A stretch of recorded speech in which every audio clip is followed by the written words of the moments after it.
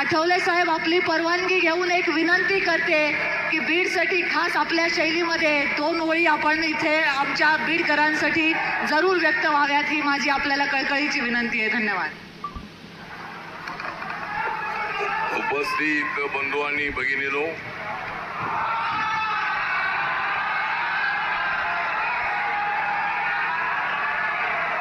आपणाला या महाराष्ट्राला लागलेली आहे महाराष्ट्राला लागलेली महाविकास आघाडीची उकळून काढायची असेल की या महाराष्ट्राला लागलेली महाविकास आघाडीची उकळून टाकायची असेल खेड तर पंकजा ताईंसाठी आपण सर करा मतदारसंघ बीड. पंकजा ताईंचं काम करण्यामध्ये फार मोठं आहे स्पीड. पंकजा ताईंचं कामामध्ये फारच आहे स्पीड. मग का निवडून येणार नाही पंकजा ताईंसाठी बीड? माननीय नरेंद्र मोदीजी थोड्याच वेळात पंचकावर येणार आहे. देशाचा लाडका नेता आपल्या समोर येणार आहे. माननीय गोपीनाथ मुंडे यांच्या आठवणी आमच्या मनामध्ये आहे. गोपीनाथ मुंडे यांनी फार मोठं काम केलेलं आहे. या बीड जिल्ह्यासाठी, मराठवाड्यासाठी, महाराष्ट्रासाठी त्यांचं मोठं काम त्यांनी केलेलं आहे.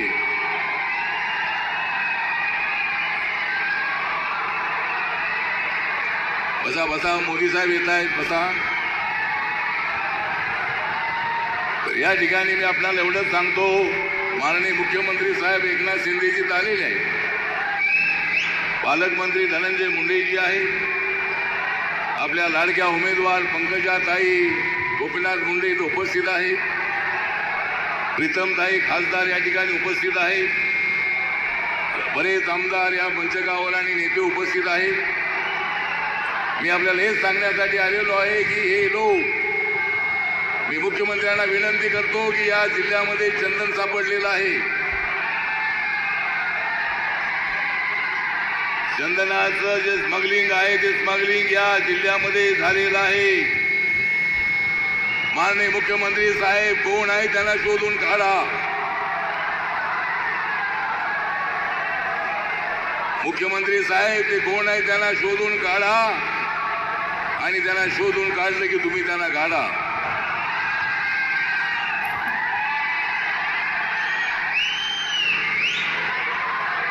आपल्या सर्वांना एकच गोष्ट सांगतो, माझ्या बौद्ध समाजाला, दलित समाजाला सांगतो, या देशाचं संविधान कोणीच बदलणार नाही. जर कोणी संविधान बदलण्याचा प्रयत्न केला तर याच्या पाठीमध्ये मी लाच घातल्याशिवाय राहणार नाही.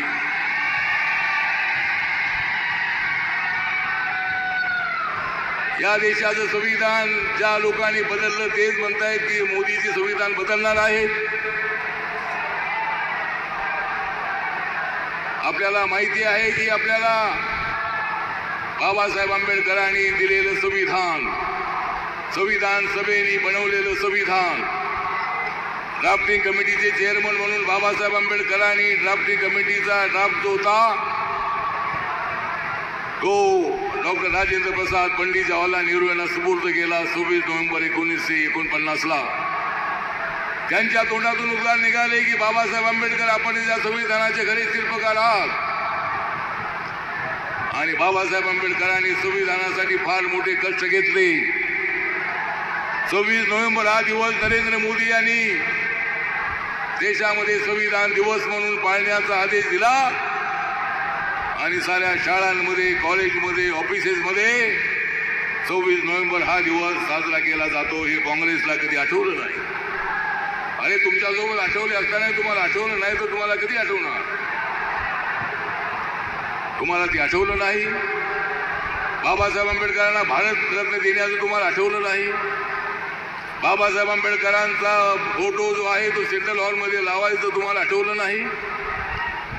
बाबासाहेब आंबेडकरांनी ज्या ठिकाणी संविधान लिहिलं रात रात्र जागून 26 अलीपूर रोड दिल्ली त्या ठिकाणी स्मारक बनवायला मी अनेक वेळेला तुम्हाला भेटलो पण तुम्ही ऐकलं नाही. मोदीजी आल्यानंतर ताबडतोब त्या ठिकाणी सुंदर स्मारक बनवलं. डॉक्टर आंबेडकर फाउंडेशनच्या जागेवर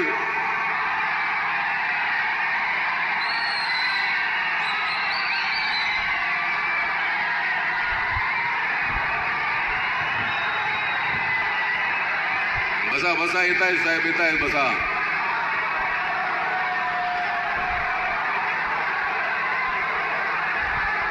तर बाबासाहेब आंबेडकरांचं जी प्रतिमा होती, बाबासाहेब आंबेडकरांचं स्मारक त्या ठिकाणी doctor Ambedkar international centre Modi साहेबांनी बनवलं. मुंबईमध्ये मी तुम्हाला सांगतो, एकनाथ शिंदे साहेब आहेत. बाबासाहेब आंबेडकरांचं हिंदू मिलच्या जागेची किंमत होती 3600 कोटी रुपयाची.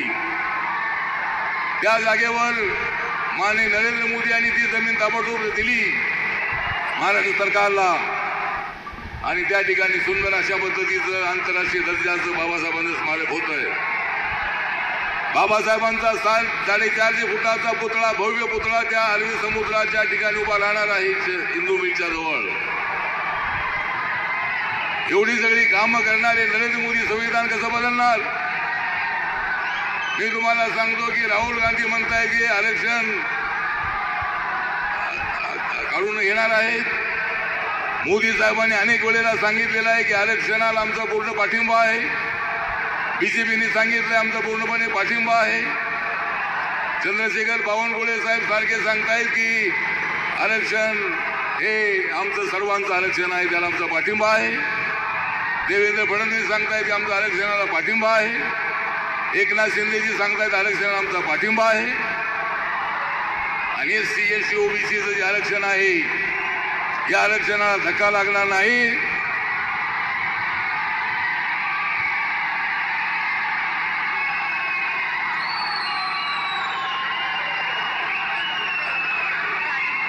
ठीक आहे, आम्ही बोलतो.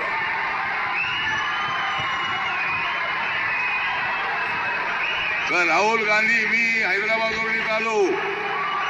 काल मी तेलंगणामध्ये होतो.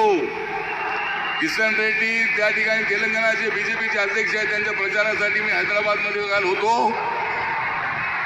आणि त्या ठिकाणी मला माहिती मिळाली की तेलंगणामध्ये राहुल गांधी यांनी सांगितलेलं आहे, राहुल गांधी म्हणतायत की हे मोदी सरकार यांना 400 पेक्षा जास्त जागा मिळाल्या, इथे तुमचं आरक्षण काढून घेते. मी इलेक्शन कमिशनकडे तक्रार केलेली आहे.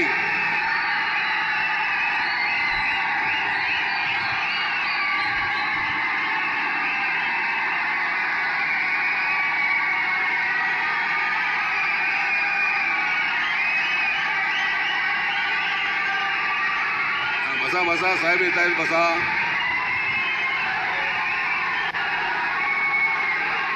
मी इलेक्शन कमिशनकडे बंधू भगिनींनो तक्रार केलेली आहे की राहुल गांधी जाणीवपूर्वक नरेंद्र मोदी आणि आमच्या सरकारला बदनाम करण्याचा प्रयत्न करतायत. राहुल गांधी म्हणताय की आरक्षण काढणार आहेत, त्यामुळं राहुल गांधींच्या भाषणांवरती बंदी आणावी.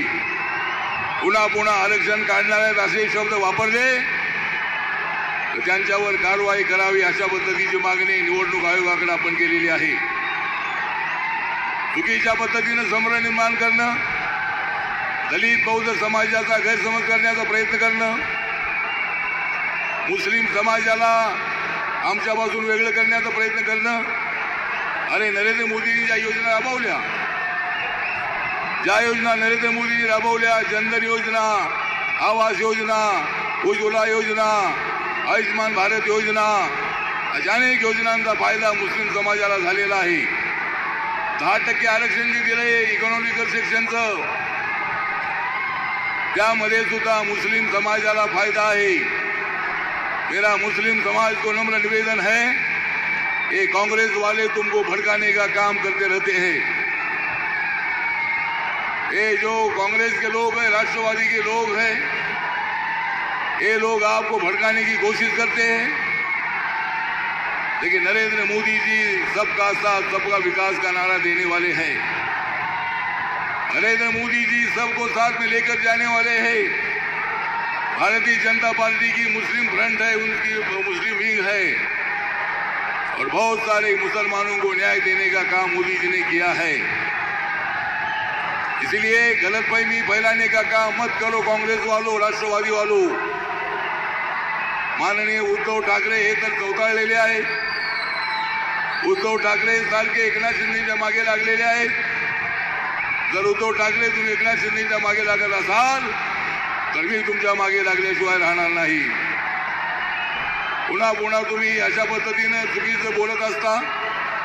तुम्हाला आमदार सांभाळता आले नाही, तुम्हाला एकनाथ शिंदेना सांभाळता आलं नाही. ते म्हणत होते की आपण बीजेपी सोबत जाऊया, पण तुम्ही बीजेपीच्या पाठीमध्ये खंजीर खुपसलात आणि जो तुम्ही बीजेपीच्या पाठीमध्ये खंजीर खुपसला होता, एकनाथ शिंदेजी 40 नव्हे, शिवसेनेचे 40 आणि अपक्ष 10 ते 50 आमदारांना घेऊन आमच्याकडे आले आणि त्यांना मुख्यमंत्री पदाची जबाबदारी दिली. नरेंद्र मोदींनी, अमित शहानी त्यांना मान्यता दिली आणि आज एकनाथ शिंदे विकासाचं काम करतायत. एकनाथ शिंदे गावागावामध्ये फिरतायत. घरात बसून ते राजकारण करत नाहीत. घरात बसणाऱ्यांना आता घरात बसवल्याशिवाय आम्ही राहणार नाही. या निवडणुकीमध्ये आम्हाला 40-45 पेक्षा जास्त जागा मिळाल्या पाहिजेत. ही बीडची जागा जी आहे ती बीडची जागा मी तुम्हाला सांगतो की जर तुम्हाला या ठिकाणी गोपीनाथ मुंडे साहेबांची आठवण ठेवायची असेल तर प्रीतमताईंनी तर चांगलं काम केलेलंच आहे. पण पंकजाताई या गोपीनाथ मुंडे यांची लेक आहे आणि गोपीनाथ मुंडे यांच्या मुलीला तुम्हाला प्रचंड मताने निवडून द्यायचं आहे. माझ्या पक्षाचे आमचे पप्पू कागदे या ठिकाणी आहेत. आपला बौद्ध समाज, दलित समाज, मातंग समाज, चर्मकार समाज या सर्व समाजाला 13 तारखेला म्हणजे निवडणुकीची तारीख आहे 13. निवडणुकीची तारीख आहे 13 आणि तुतारीचे वाजवा तुम्ही 12.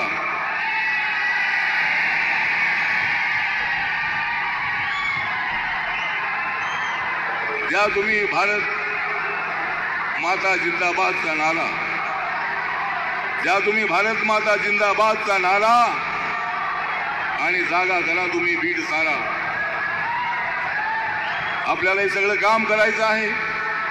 सर्व जाती जमातींना घेऊन जाणारे मुंडे साहेब होते. माझ्या बरोबर गोपीनाथ मुंडे साहेबांचे फार जवळचे संबंध होते.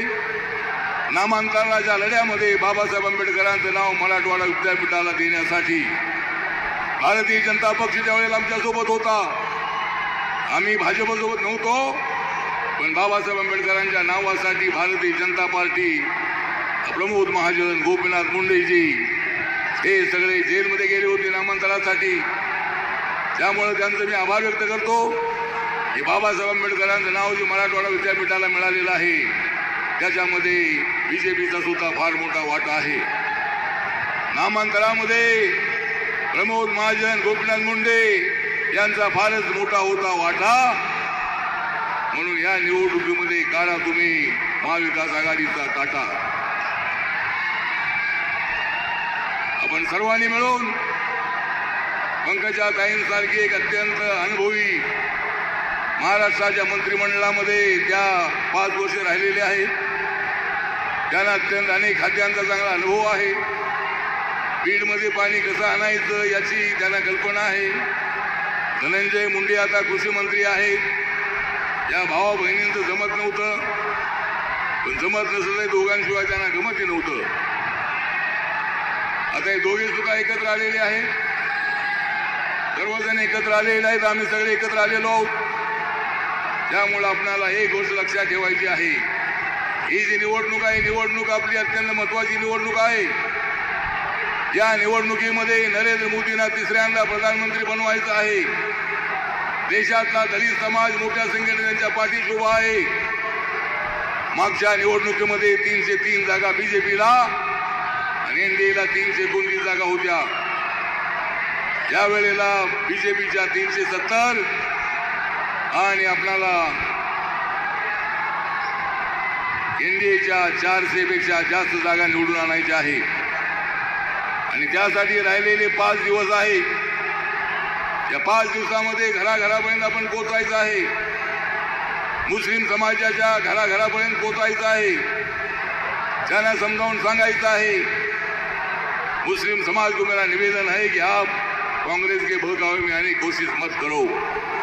ये कांग्रेस वाले बहुत बड़े खतरनाक हैं. ये कांग्रेस वालों ने देश का पूरा सत्यानाश कर दिया है. देश को गरीबी में लौटने का काम इन लोगों ने किया है. हिंदू मुसलमानों में दरार पैदा करने का काम कांग्रेस ने किया है. दलित और सवर्णों में विवाद पैदा करने का इन्होंने किया है. मराठा समाजाच्या आरक्षणाला आमचा पूर्णपणे पाठिंबा आहे. एससी एसटी ओबीसीला आरक्षण मिळतंय, त्याच धर्तीवर मराठा समाजाला आरक्षण मिळालंच पाहिजे अशा पद्धतीची आमची भूमिका आहे. मनोज जरांगे पाटील यांच्या आंदोलनाला आमचा पाठिंबा आहे. त्यांना आरक्षण मिळालं पाहिजे भूमिका पंकजाताई सारख्या मांडतायत. माननीय मुख्यमंत्र्यांनी 10% आरक्षण देण्याचा निर्णय घेतलेला आहे. महाराष्ट्र सरकारने एकनाथ शिंदे, देवेंद्र फडणवीस, अजितदादा पवार यांच्या सरकारने 10% आरक्षण मराठा समाजाला देण्याचा निर्णय घेतलेला आहे. राज्यामध्ये तो कायदा लागू केलेला आहे. राज्यामध्ये ते आरक्षण मिळालेलं आहे. आमच्या भारत सरकारकडे हा प्रस्ताव आला, नक्की आम्ही त्या संबंधामध्ये विचार करणार आहोत. मराठा समाजाला माझं नम्र निवेदन आहे की मराठा समाज हा सगळेच मराठा श्रीमंत नाही. ज्यांचं उत्पादन 8 लाखाच्या आतमध्ये आहे त्यांनाच आरक्षण मिळणार आहे. ओबीसीला सुद्धा जे आरक्षण मिळते त्याच्यामध्ये ज्यांचं उत्पादन 8 लाखाच्या आतमध्ये आहे त्याच कुटुंबांना ओबीसीचं आरक्षण मिळतंय. सर्वांना ते आरक्षण मिळत नाही. आणि हा माझ्या मंत्रालयाचा विषय आहे. आज माझ्याकडे सोशल जस्टिसचं मंत्रालय आहे.